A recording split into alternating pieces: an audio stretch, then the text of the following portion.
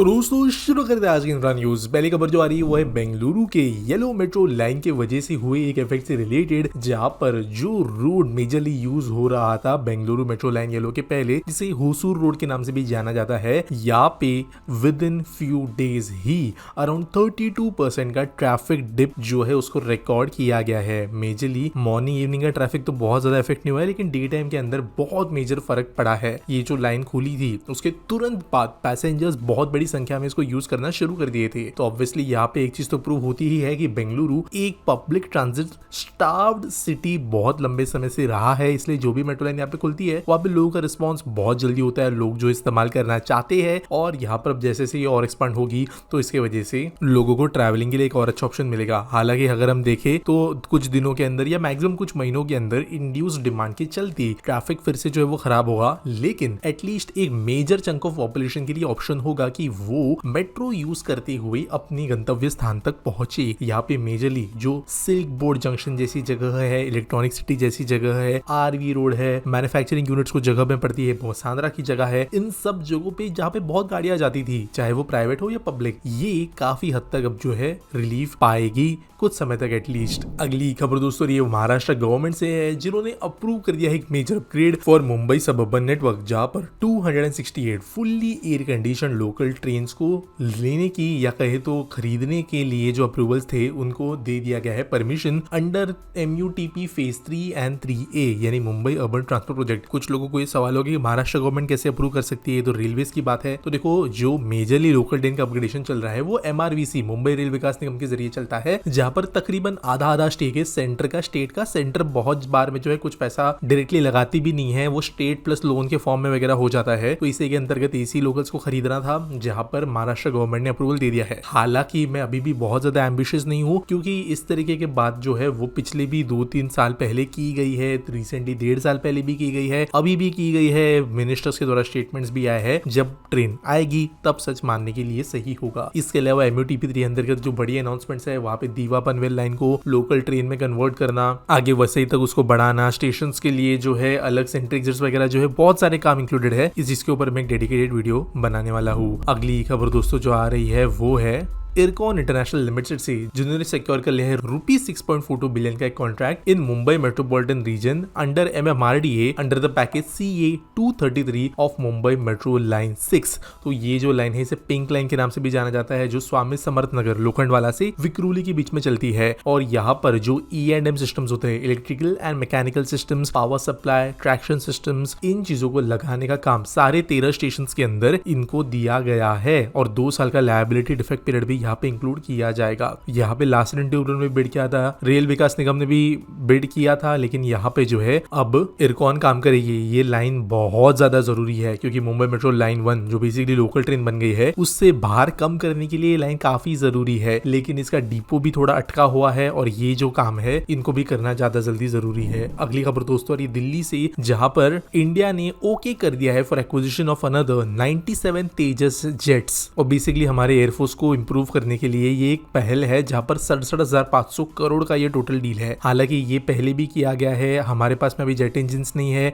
Jet engine बाहर से आ भी नहीं रहे हैं। तो यहाँ पे थोड़ा अजीब ये है, क्योंकि HAL को इनको बनाना है। तो ये काइंड ऑफ ऐसे हो गया कि आप जो है कार खरीद रहे हो, लेकिन आप सिर्फ चैसी और दरवाजे और जो पैनल्स है वो खरीद रहे हो, आपके पास में अभी भी जो है इंजन नहीं है। और आप कहते हो कि हम कार खरीद लेंगे, फिर इंजन हम खुद बना के लगा लेंगे। तो जब तक जेट इंजन डेवलप नहीं होता है, तो तब तक ये ऑर्डर का जो ज्यादा सेंस बनता नहीं है। लेकिन एटलीस्ट जो है यहाँ पर इन एयरक्राफ्ट्स के लिए गवर्नमेंट पैसे लगाने के लिए तैयार हो रही है। अगली खबर दोस्तों जो आ रही है वो है गवर्नमेंट ऑफ इंडिया के एडवाइस से रिलेटेड, जहां पर ये चाहते हैं कि गवर्नमेंट ज्यादा से ज्यादा फॉरेन कंपनी के एस्टैब्लिशमेंट्स को भारत के अंदर अट्रैक्ट करे, उनके कैंप ऑफिसर्स बनाने के लिए। अब कैसे होगा क्या होगा इसके ऊपर हजारों बार बात हो चुकी है, लेकिन यहाँ पर बेसिकली गवर्नमेंट पॉलिसीज के जरिए, रीच के जरिए, आउटरीच के जरिए चाहती है कि कंपनीज आकर भारत में ऑफिसेस लगाए। अब जरूरी नहीं है कि यहाँ पर ये सिर्फ और सिर्फ बड़ी कंपनीज होगी, छोटी आईटी कंपनीज, वहां की जो एमएसएमईज होती है, उनको भी अट्रैक्ट करने का काम गवर्नमेंट कर सकती है। अगली खबर फिर से जो आ रही है कर्नाटका से ही आ रही है, बेंगलुरु से ही आ रही है और बेंगलुरु मेट्रो की येलो लाइन से ही आ रही है, जहां पर ऐसी अभी बात की गई है यहाँ के सीएम के द्वारा कि ये जो येलो मेट्रो लाइन है इसको आरवी रोड और बोमसंद्रा से आगे जिगानी तक एक्सटेंड किया जा सकता है। तो ये अराउंड 11 से 12 किलोमीटर का लिंक होगा और एक प्लान भी यहाँ पे कर्नाटका हाउसिंग बोर्ड का है, जहां पर इनको जिगानी में 90,000 सीट का एक स्टेडियम बनाना है। तो ऑब्वियसली स्टेडियम को मास रैपिड ट्रांजिट की जरूरत पड़ेगी और जितनी मेट्रो बनेगी उतना ऑब्वियसली बेंगलुरु जैसे बहुत बड़े शहर के लिए जरूरी होगा। तो देखते हैं कैसे आगे बढ़ता है। फिलहाल तो सिर्फ डीपीआर बनाने को बोला है एक हैदराबाद बेस्ड फर्म को, तो काम जो है काफी ज्यादा प्रिलिमिनरी स्टेजेस में है। आज के आस्क पीटी सवाल के बारे में बात करें तो जोशिवा शरद दोपंत पूछते हैं, why is that every year Mumbai floods in heavy monsoon and why BMC doesn't work on it despite being the richest municipal corporation of Asia with around 74,000 crore of budget every year. देखो एक बात ना सबसे पहले समझना जरूरी है कि मुंबई में जो लेवल की बारिश होती है उसके हिसाब से फ्लडिंग नहीं होती। अगर हम बात करें पिछले कुछ दिनों में जो हेवी मॉनसून हुए, अगर हम 16 और 17 तारीख की बात करें तो उन 2 दिनों में जो है अराउंड 450 mm की बारिश हुई, which is equivalent to Delhi के पूरे साल की बारिश से भी ज्यादा। और कुछ और शहर अगर हम कंसिडर कर ले वाराणसी वगैरह से, तो वो उससे तो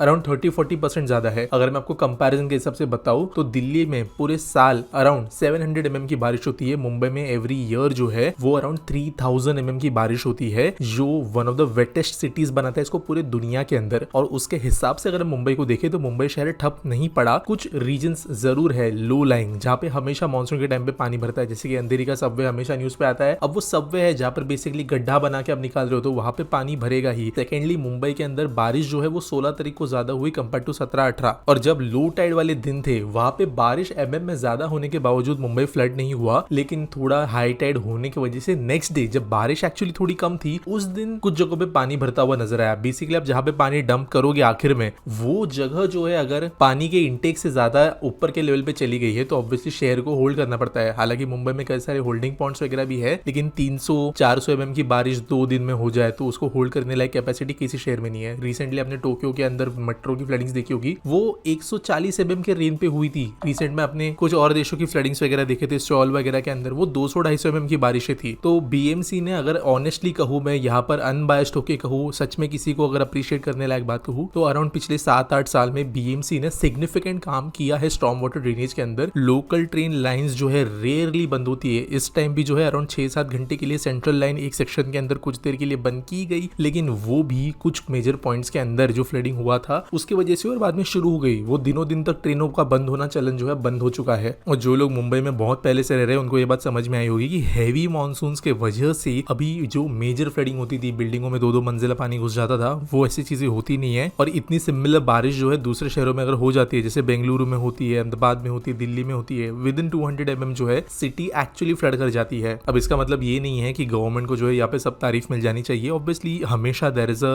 रूम फॉर इंप्रूवमेंट। तो जो रीजन्स लो लाइंग है वहाँ पे कुछ इंफ्रा डेवलपमेंट करके, पंपिंग स्टेशन बना के, जैसे सबवे भी अभी पहले जितनी जल्दी फ्लड नहीं होती क्योंकि वहाँ पे होल्डिंग टैंक्स और पंप्स लगाए गए हैं, वैसे चीजों को करते हुए बचे कुछ ही चीजों को भी मिटिगेट किया जा सकता है, बेटर प्लानिंग की जा सकती है। लेकिन यह कहना बिल्कुल भी सही नहीं होगा कि मुंबई अभी फ्लड के हिसाब से रेडी शहर नहीं है। उम्मीद करता हूँ आपको सवाल का जवाब मिल गया होगा। आपके पास कोई सवाल है तो आप कमेंट सेक्शन में मुझे पूछ सकते हो। कोई न्यूज सबमिट करने के लिए है तो आपको डिस्क्रिप्शन में लिंक मिल जाएगी। मिलेंगे अगली वीडियो में।